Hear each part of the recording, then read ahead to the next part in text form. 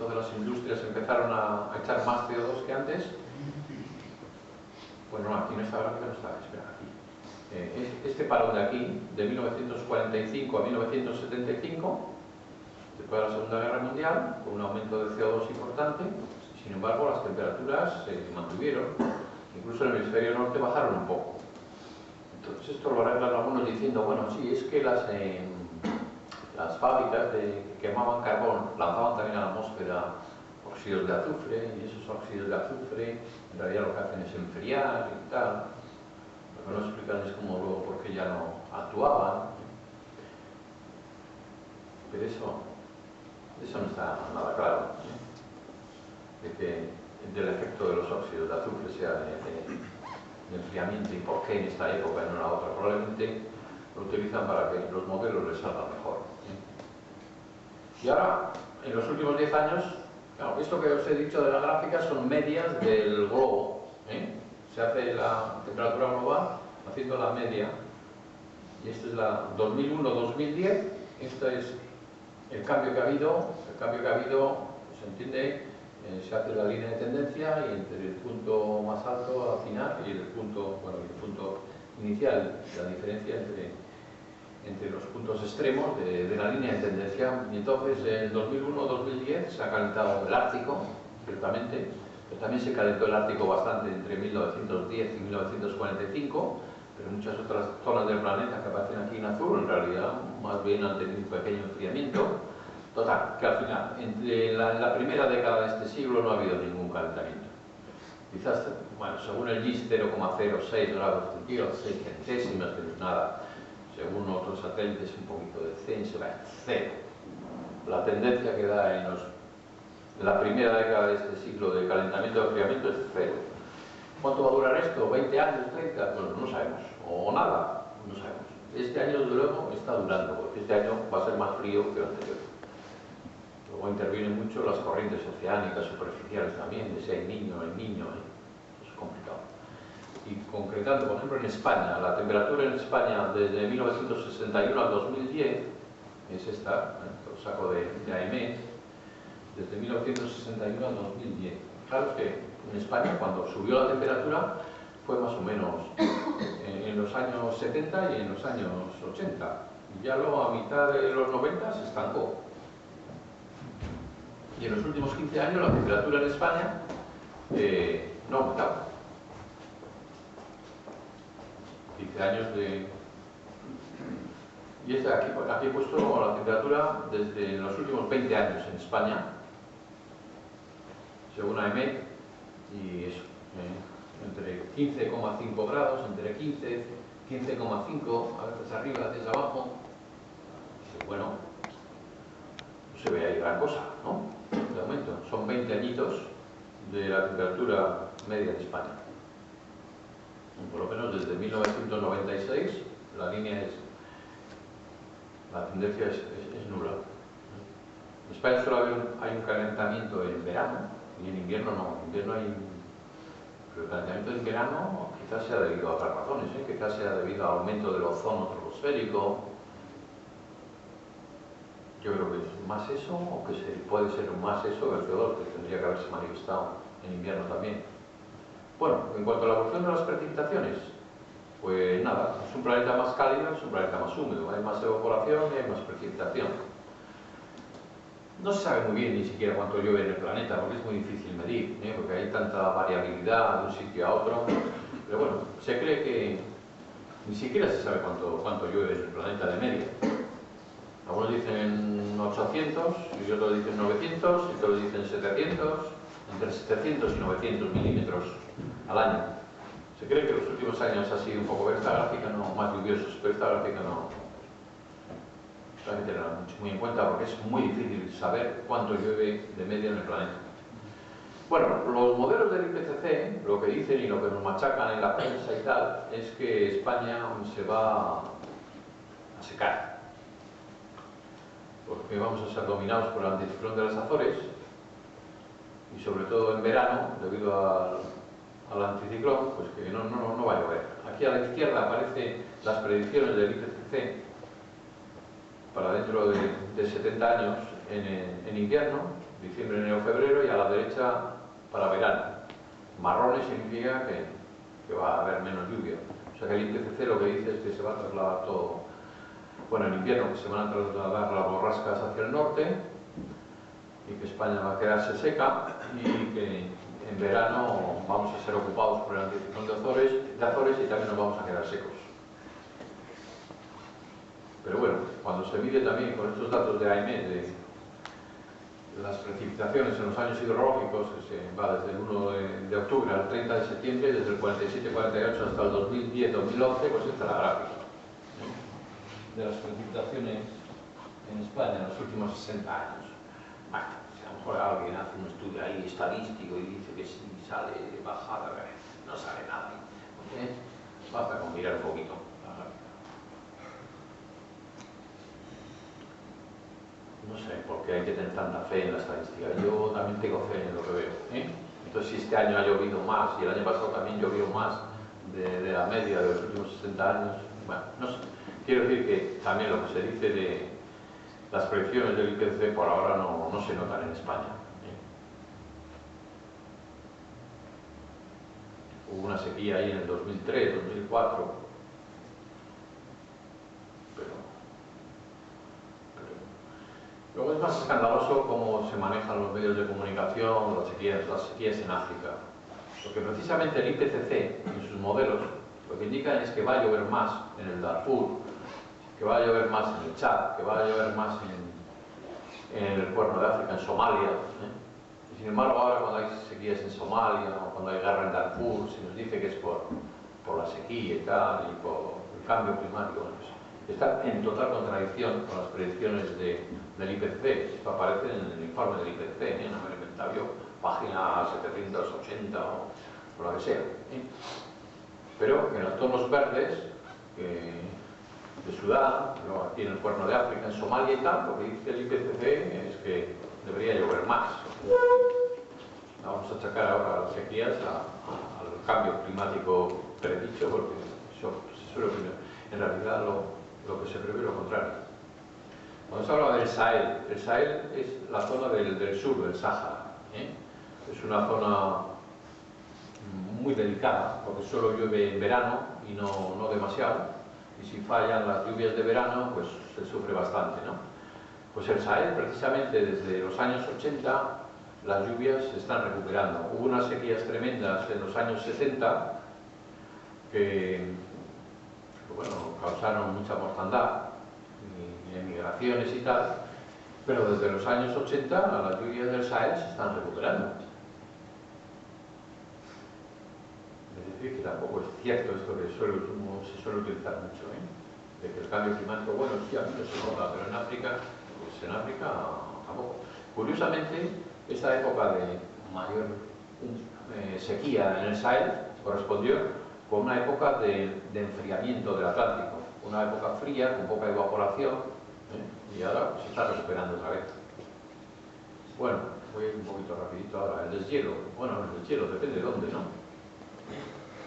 Bueno, esto es una vista de Groenlandia, de la costa, así para ver bonita. Hay una webcam muy bonita de Tasiilaq, de todos los días, y se va viendo. Lo recomiendo. Bueno, en la Antártida el hielo de la Antártida ocupa el 75% de la superficie global, y si se deshelase toda la Antártida, el mar subiría 60 metros. Groenlandia ocupa el 10% de la superficie, y si se deshelase Groenlandia, subiría el mar 7 metros. Y el resto de los glaciares ocupan el 5% de la superficie, y si se deshelasen todos los glaciares del mundo, incluidos los del Tíbet y tal, el mar subiría 0,5 metros. Es decir, que lo más importante es la Antártida, y en la Antártida no se puede decir que está pasando nada. Bueno, voy a empezar por los glaciares, que es lo que más... Los glaciares sí que están retrocediendo. Este es un estudio de 500 glaciares. Pero el retroceso comienza, esta es la distancia que hay. La gráfica sube y es que está alejándose, en la lengua está retrocediendo. Los glaciares comenzaron en realidad a retroceder en el siglo XIX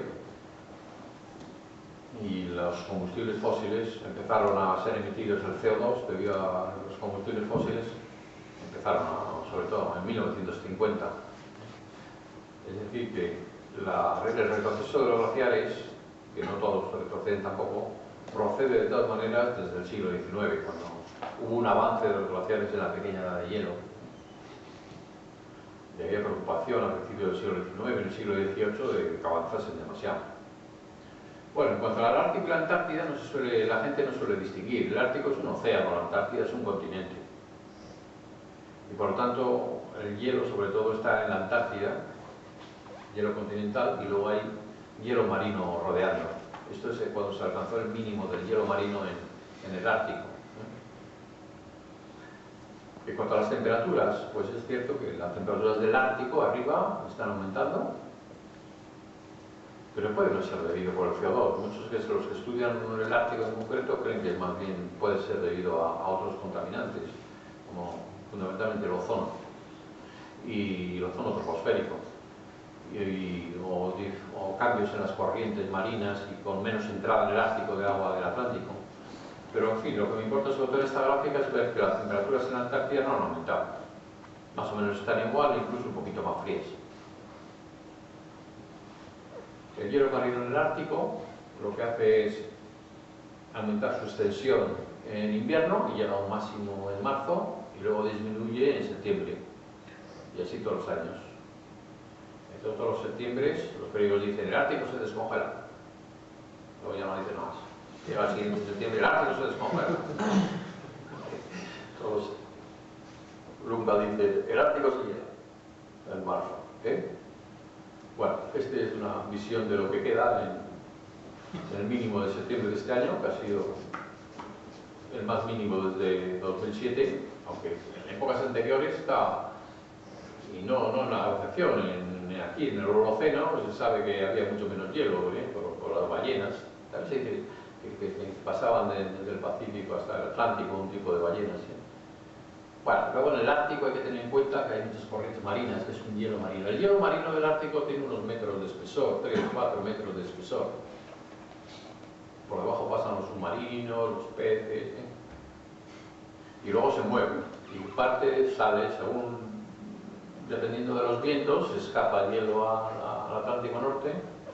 Bueno, esto los que sois del foro lo sabéis perfectamente. Y luego entra por el mar de Barents y demás, ¿no?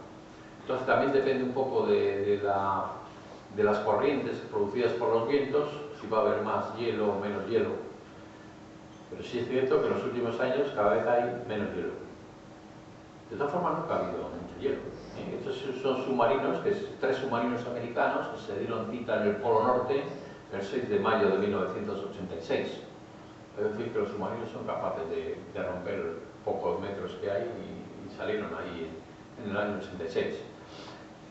Incluso hay fotos que yo pongo un poco más en duda, anteriores, también de submarinos saliendo en el Polo Norte. Esto también podéis consultar en internet, bueno, fotos de la Navy, de la Marina americana.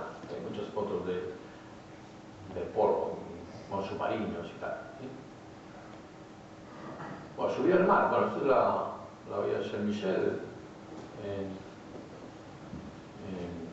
Normandía, en Bretaña.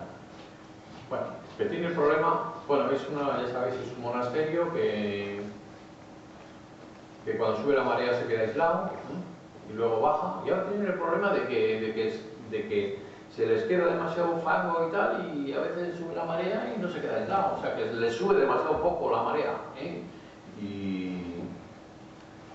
o sea, lo contrario de lo que se dice.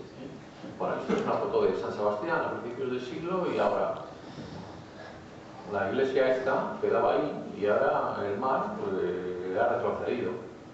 No es que el mar haya bajado, porque hemos ido construyendo todo, casi hay 2 calles enteras de Gros, del barrio de Gros, y bueno, esto ocurre en Ondarreta, en Antiguo, en Amara, en fin.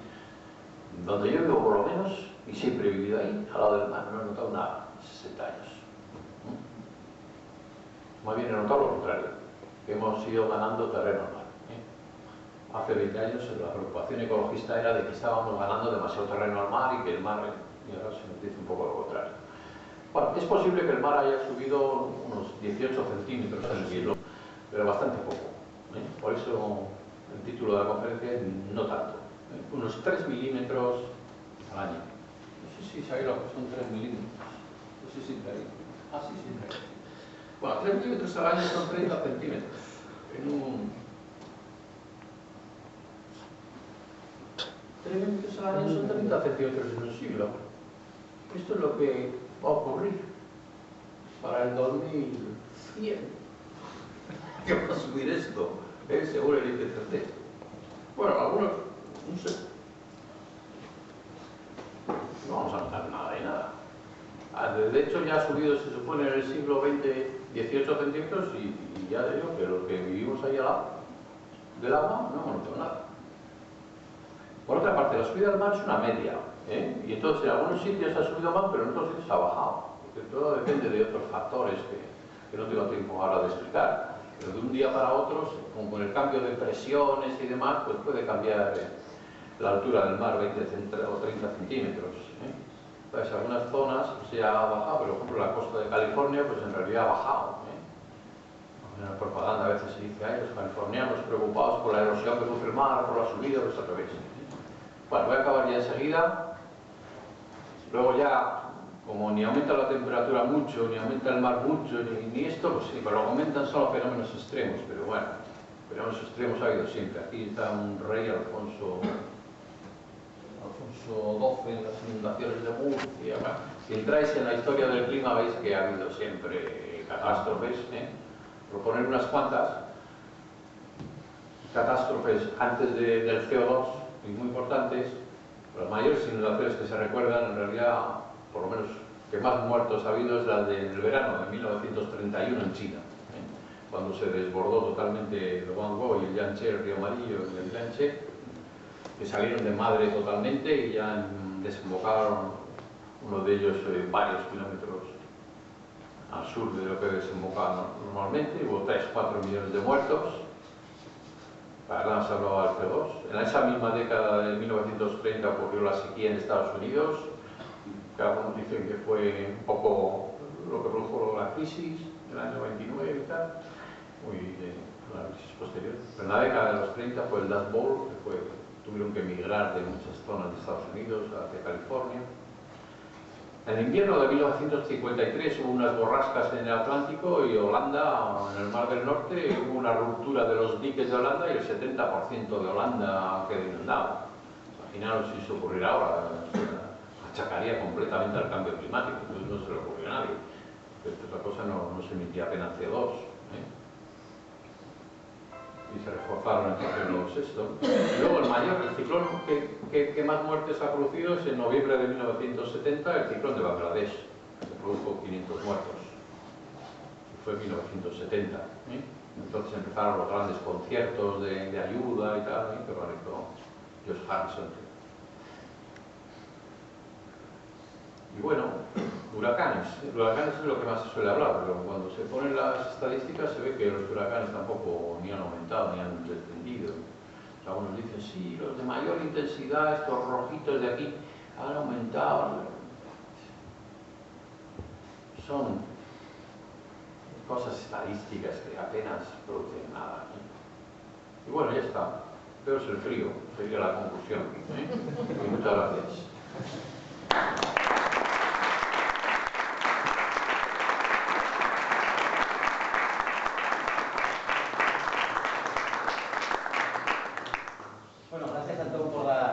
La charla y ahora abrimos un turno de preguntas que estoy convencido que hay un montón. Si buena fue la ponencia, mejor será el turno de preguntas, estoy seguro.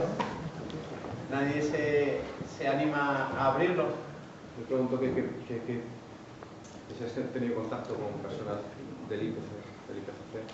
Si por ejemplo en la fotografía que a mí sí que me ha llamado la atención, por ejemplo del mapa de lluvias de toda la zona del Cuerno de África, cuando lo confrontas con una persona que opina que existe ese cambio climático y que... Generalmente no se lo ha leído. Es un tocho así, el IPCC, y creo que no lo hemos leído 3 escépticos. Nosotros, los del IPCC, se leen su trocito, y creo que, porque esto ya lo he enseñado varias veces y traído el tochito, Sí. que también está en internet, porque también se puede buscar. Una pregunta respecto a eso. La predicción de aumento de precipitación en el Corno de África, ¿para qué época está prevista? Es decir, ¿para qué proyección climática está prevista? Bueno, 2070, 2090 o Vale, ¿y ahora en qué años estamos? 2011. O sea, que está un poco lejos. Quiero decir, la predicción no se corresponde ahora. No. Claro, entonces comparar un hecho de un año, dos, tres, una predicción Sí, pero climática siempre que es hay... un poco Vale. erróneo, Vale. en mi opinión. No, pero lo que no es erróneo es decir que cuando leo en el periódico cada vez que hay una sequía en Somalia y tal, ya alguien mete la frasecilla de que esto es el cambio No, climático. estoy totalmente de acuerdo con eso. De hecho, quería felicitarle por la ponencia porque estoy de acuerdo en el 98% de lo que has dicho. Lo Sí, que no. pasa es que podríamos decir Ah, no, que sí, no. Si el IPCC tiene razón o no, lo veremos en el 2090. Pero bueno, que no nos machaquen ahora diciendo que la sequía es ahí por el cambio climático, porque en realidad oficialmente lo que se ten... Bueno, eso te iba a decir, claro, porque has Sí, sí, enseñado, sí. digamos, Sí, evidencias sí. de la actualidad, pasada, etcétera, pero no hemos visto, digamos, qué porcentaje, bueno, aunque hay cierta incertidumbre, qué porcentaje se le achaca a la naturaleza, qué porcentaje de este cambio o no cambio actual se le achaca a factores antropogénicos. No sé si tendrías alguna figura sobre forzamientos radiactivos de la evolución del pasado y alguna gráfica sobre índices como la AMO, el niño, etcétera. No sé si tienes a mano alguna gráfica para ver. no, gráfica de las redes. En esta charla. ¿Cuál es tu opinión al respecto sobre ¿De qué? las contribuciones? En el pasado. No, ¿cuál es tu opinión al respecto? No, hombre, está claro que yo lo que creo es que se estudia muy poco y se le da muy poca importancia porque el IPCC no lo considera forzamiento al que las nubes cambien de una forma natural que no tiene que ver con la humanidad y que las corrientes oceánicas se puedan llevar el calor al fondo de una forma natural que no tiene que ver con la humanidad. Entonces, el IPCC eso no lo admite y suele creer que las nubes son en realidad una consecuencia, un feedback, una consecuencia y no que puede ser un forzamiento natural. Entonces, creo que eso es lo que menos se estudia, ¿no? Las nubes, que en realidad sabe que si varía un 2%, un 3%, bueno, varía muchísimo los vatios y las corrientes, ¿no? Ahora, por ejemplo, se ha publicado un artículo así pequeño en Nature diciendo que, bueno, quizás que si no ha subido la temperatura entre el 2000 y el 2010, bueno, primero algunos dijeron, no, estos son por los chinos, que tienen una fábrica de carbón tan sucias que echan mucho azufre, Los chinos ahora tienen unas fábricas cada vez más limpias y más limpias que Occidente. Y no está nada claro eso. O otro articulito que he leído ahora y es que el mar, aquí he puesto la temperatura del aire, pero es que el mar tampoco se ha calentado en los últimos 10 años. Y entonces algunos dicen, bueno, a lo mejor se ha ido el calor hacia abajo. Es que, pues sí, a lo mejor, pues que se vaya. Ahora los mares profundos del globo están a 2 grados. Incluso en el trópico, abajo, están solo a 2 grados. Y en el Cretácico estaban a unos 10 grados. O sea, el mar tiene una capacidad de absorber calor tremenda. Y no sabemos muy bien cómo funciona. Pero las boyas, estas árboles que bajan hasta 700 metros, indican que no se ha calentado. En fin, que hay esas incertidumbres que son muy grandes y que por lo tanto... En cualquier caso, el efecto de no calentamiento, digamos, del océano, o sea, por ejemplo, la AMO, ¿no? y el niño, tengo entendido que su efecto a escala temporal, por ejemplo, el niño pues son 2, 3, 4, 5 años, la AMO sí que es más decadal, más 10, 20 años, digamos, el hecho de enmascarar un calentamiento, pero más allá de esa escala de 100 años, ¿crees que sería capaz los océanos de enmascarar todo el calentamiento? Todavía no sabemos. En los estudios de paleoclimatología hay algunos que dicen que en las épocas frías había más niño, paradójicamente, que niña.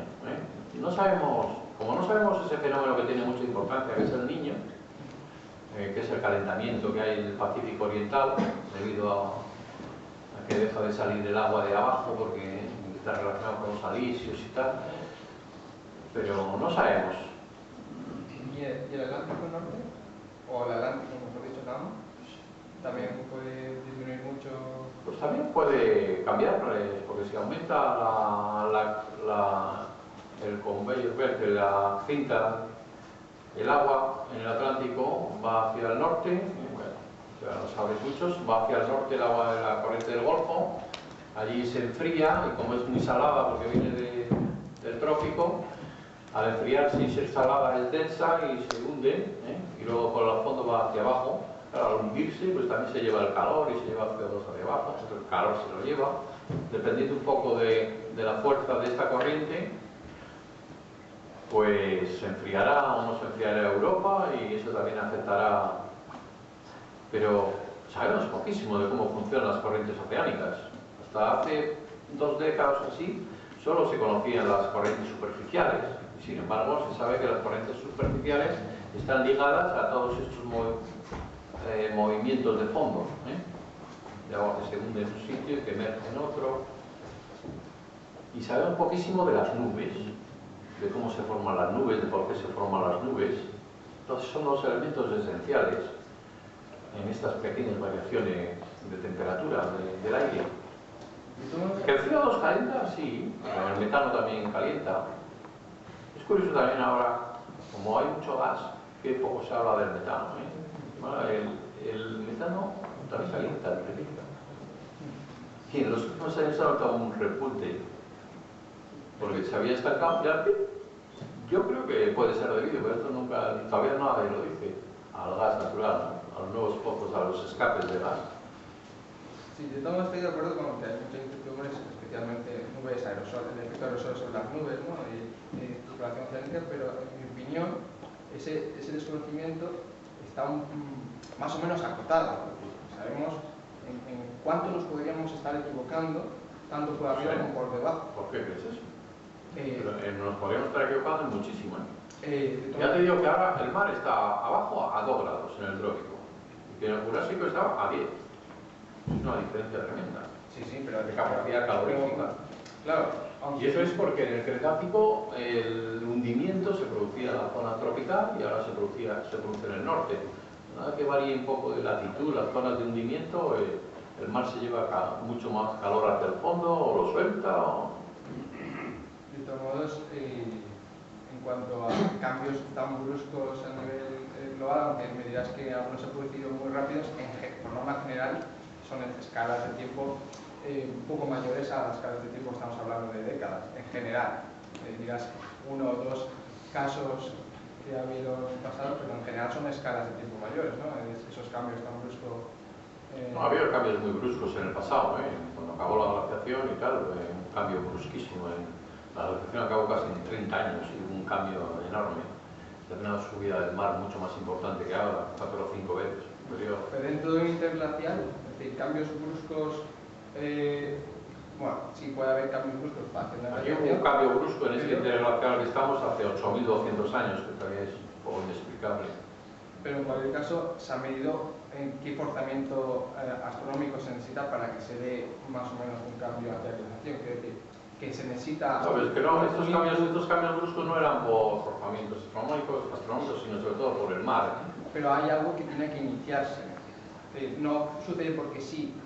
Hay motivos físicos que empujan un poquito, o sea, por la teoría bastante actual de resonancia de ruido de diferentes factores climáticos, uno océanos, otro la órbita, la inclinación, es decir, suma de factores, pero esa suma de factores tiene que producir, que no basta con un factor solo.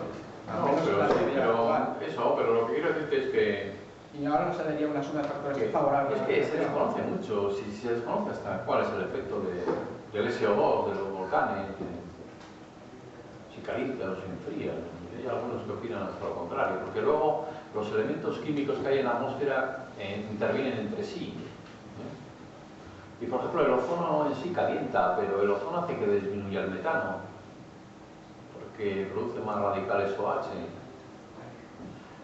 Y entonces no se sabe tampoco nada bien de química atmosférica, porque aunque suelen tomarse los efectos de cada contaminante de forma separada, los contaminantes entre sí también reaccionan.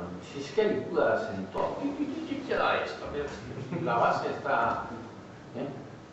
¿No crees? Entonces, ¿realmente crees que no somos capaces de medir cuánto desconocemos? Todavía desconocemos mucho, sí, no lo somos. Incluso de signo. Sin embargo, tú sabes... Yo últimamente leí un artículo que me ha parecido bastante bueno, fíjate, que decía que el SO2 en realidad calentaba por su efecto en los radicales OH, que entonces, por su efecto indirecto en el metano y tal, que entonces hacía que... Sí, estoy de acuerdo, que se desconoce incluso el signo de algunos elementos, ¿no?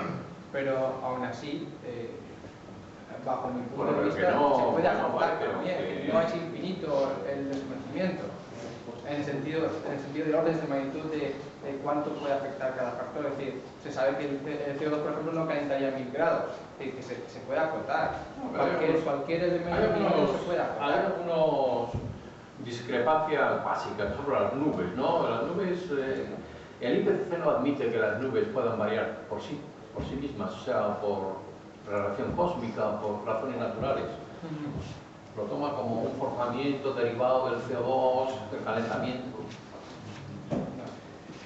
Bueno, gracias. Perdonad por las entradas y salidas que estaba atendiendo a los medios que querían saber algo del encuentro. Gracias, Billy, por tu participación, que estoy convencido que fue muy activa. Y nada, si alguien tiene algo más que preguntar. Una pregunta concreta. Yo me voy a ceñir a lo concreto porque en lo general hay muchas dudas y muchas... hay dos datos de aquí de Oviedo, por ser local, que me llaman un poco la atención este año. 6 de abril, máxima 31,5 grados. 3 de octubre, máxima 31,7 grados. Pregunta, ¿esto es una tendencia clara de futuro o es un hecho puramente anecdótico? No, es que no creo que se pueda decir tendencia. Bueno, será con viento sur, ¿no? Ahora ocurrido, Sí. ¿no? Es que Hoy. si ya pues hay una borrasca y empezado a echar viento sur, y, no sé, eso el IPCC tampoco dice nada, más bien lo contrario, el IPCC a lo que da mucha importancia es al aumento del anticiclón. A que haya borrascas que bajen muy abajo por el Atlántico y que lancen vientos sur, no creo que sale tampoco los modelos, no. No puede hablar de una tendencia. Yo creo que no. Pero bueno, habría que estudiarlo. Sí, en cuanto al calentamiento global, ¿qué pasa con los gases de efecto invernadero? ¿Es verdad lo que nos cuentan? Antes no se podía medir la temperatura. Y bueno, de esto he hablado toda la hora. O sea, pero en principio parece ser que... Bueno, pues yo he hablado del CO2, pero es que los otros son el metano y el... Pero en principio se supone que eso pues, haría que la Tierra se fuera calentando y no hubiera manera de... No, pero bueno, de esto he hablado toda la hora. Ni tanto ni tan malo. ¿Alguna pregunta más? Bueno, pues nada, después viene la charla de Margarita Martín, que la tenemos por ahí ya como oyente, charla muy interesante de Galernas. Ahora vamos a hacer un pequeño descanso.